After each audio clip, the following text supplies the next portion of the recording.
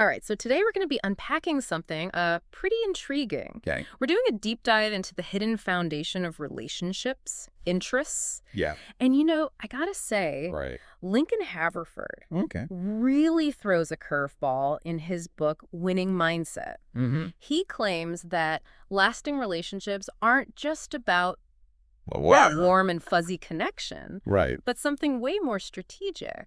Interesting. So what's fascinating is how Haverford really turns that whole love conquers all idea Right. on his head. Yeah. He's suggesting that even our closest bonds have this layer of Mm-hmm. well-calculated interest woven in. Yeah, that definitely made me stop and think. Right.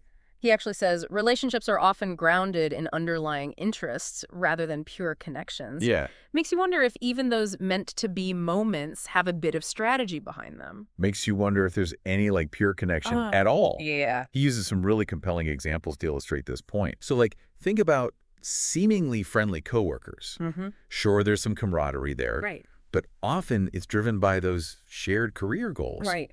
Or even just plain survival in the workplace. Yeah. They're all navigating that office landscape together, Uh-huh. and that shared interest is kind of the glue. Okay, I see that. Yeah. It's like you scratch my back, I'll scratch yours. Right. But in a career-driven way. Exactly. But it gets even more interesting Okay. when Haverford points to prenuptial agreements Oh, yeah. in marriages. Interesting. I mean, we think of marriage as this peak of romantic love. Right. But those prenups highlight the financial considerations Mm-hmm. right alongside all the lovey-dovey stuff. Whoa, yeah, that really puts things in perspective. It's Yeah. like even the most romantic gestures sometimes have this pragmatic layer of interest underneath. There's this subtext Yeah. going on. Yeah. And to drive home this whole interest-first idea, Okay. Haverford takes us back to ancient royal court. Ooh. All those power struggles, the betrayals, Yeah. even violence within families. Right. He argues that those weren't fueled by pure emotion. Mm. Power and those personal interests Uh-huh. were the real puppet masters. Wow. Even seemingly close family bonds were often made or broken based on those shared interests or the lack of them.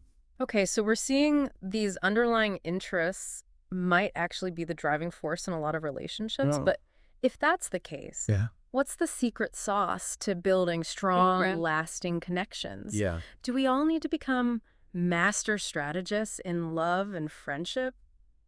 Well, Haverford's second principle kind of sheds some light on that. Okay. He argues that the relationships that stand the test of time Mm-hmm. are all about an exchange of value. Okay. It's not enough to just have things in common. Yeah. You need to actively bring something valuable to the table. So it's not just about shared interests, it's about what you're doing with those interests, Yes. how you're contributing. Yes. And here's the thing about value in relationships. Okay.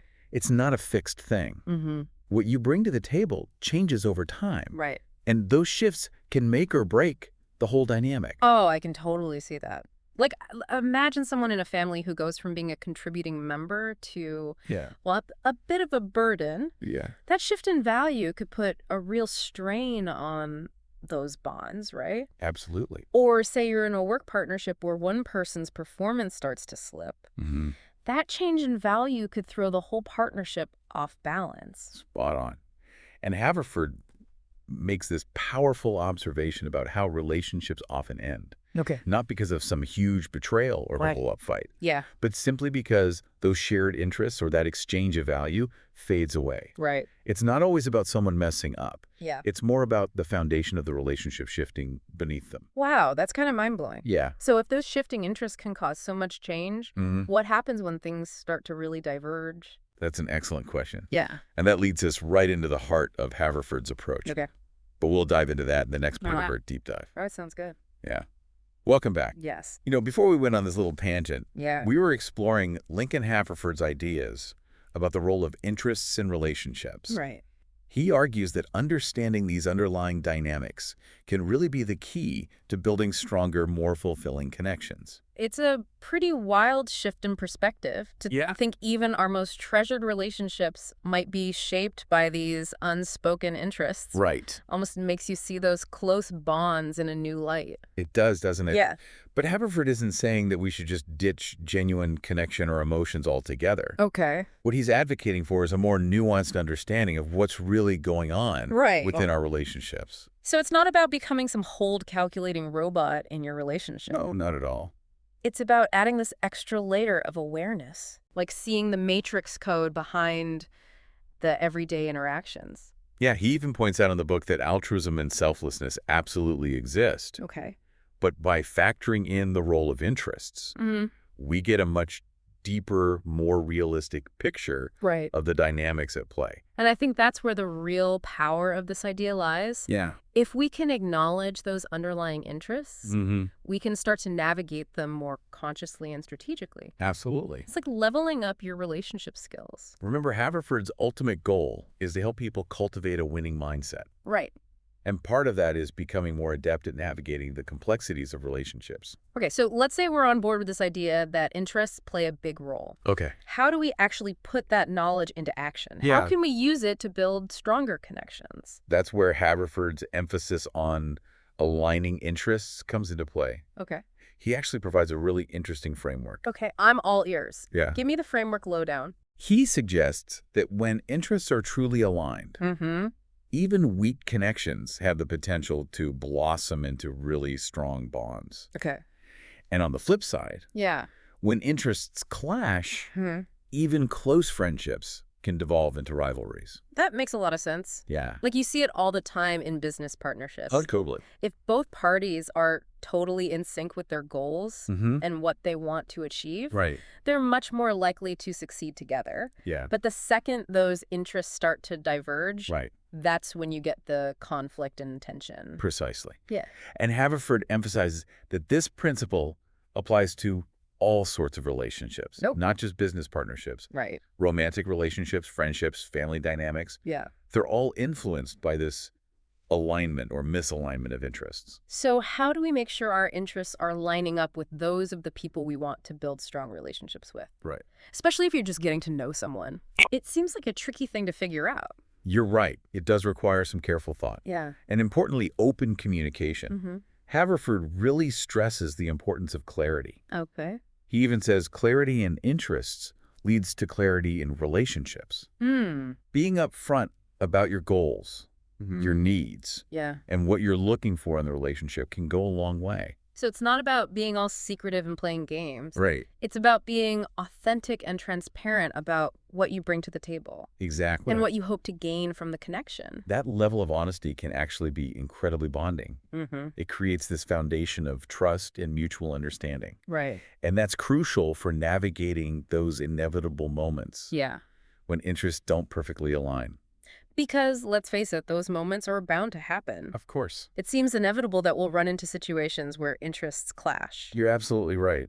And Haverford acknowledges that conflicting interests are just a natural part of life. So how do we handle those tricky situations? Right. Especially if we're trying to maintain those strong connections. He emphasizes recognizing when shared interests have faded, or when that exchange of value just isn't happening anymore. Right. And sometimes he argues, Okay. the healthiest thing to do is to accept that the relationship has run its course. Oof, that's tough to hear. Yeah. It's so easy to get caught up trying to salvage every relationship. Yeah, But sometimes letting go is actually the best option. It can be really difficult. Mm-hmm. But Haverford's perspective encourages us to view these situations with a bit more pragmatism. Okay. It's not about assigning blame or dwelling on what went wrong. Right. It's about recognizing that sometimes relationships simply reach a natural end. And in those situations, he says, there's no need for excessive sadness Right. or self-blame. Exactly. Yeah. He even points out that in any relationship, Yeah. people are ultimately just passing through each other's lives. It's a poignant reminder that while some connections are meant to last a lifetime, others serve a purpose Yeah. for a particular season of life. Right. And that's perfectly okay. It's almost like he's encouraging us to let go of the pressure of forcing every relationship to fit into a certain mold. Yes. He even points out that healing from past hurts Yeah. or unresolved issues often comes from understanding that relationships end. Yeah. When the foundation of shared interests or that exchange of value has dissolved, Right. it's about shifting your focus from the emotional pain to the practical realities of the situation. I think that's such a valuable perspective. Yeah. It allows you to move forward with more clarity and understanding, Right. rather than getting stuck in a cycle of hurt and resentment. Exactly. And that's what Haverford's whole approach to relationships is all about, gaining a deeper understanding of the dynamics at play. Right. So you can navigate them with more intention Mm-hmm. and ultimately cultivate stronger, more fulfilling connections. This deep dive has definitely given me a lot to think about. I'm already starting to see my own relationships Yeah, in a whole new light. that's great to hear. And that's just the beginning. Right. There's still so much to explore Yeah. when it comes to understanding the role of interests in our lives. Absolutely. Yeah. In the final part of our deep dive, Okay. we'll be delving into Haverford's insights on how this understanding can actually help us achieve greater success and fulfillment in all areas of life, Okay. not just our personal relationships. So we're back, and, my brain is buzzing, Yeah. thinking about how interests shape our relationships. Right. But I'm curious, does Haverford's winning mindset apply beyond our personal connections? That's where it gets even more interesting. Okay. Haverford believes that understanding and navigating those hidden interests isn't just for our personal relationships, but also for success in every area of life. Hold on, really? Yeah. So this isn't just about It's the whole, mastering your dating life the whole shebang. or avoiding family drama. It is a bigger picture application. Okay, I'm intrigued. Okay. Can you give me an example of how this plays out in the real world? Sure. Say in the workplace. Okay, so picture yourself leading a team. Okay. Haverford would say that to create a truly kick-ass work environment, you need to understand each team member's individual interests and motivations. Okay. It's not just about barking orders Right. and expecting everyone to fall in line. So it's more about understanding what makes each person tick. Exactly. What they're hoping to get out of the experience. By understanding those individual interests, you can tailor your leadership style, delegate tasks more effectively, and even inspire your team to achieve way more than they thought possible. Makes sense. But how does this aligning of interests apply to achieving our individual goals? Yeah. That seems a bit counterintuitive. Even when chasing your own ambitions, Haverford says you need to be mindful of other people's interests. Okay. He's big on seeking out collaborations and partnerships where your goals kind of mesh with others.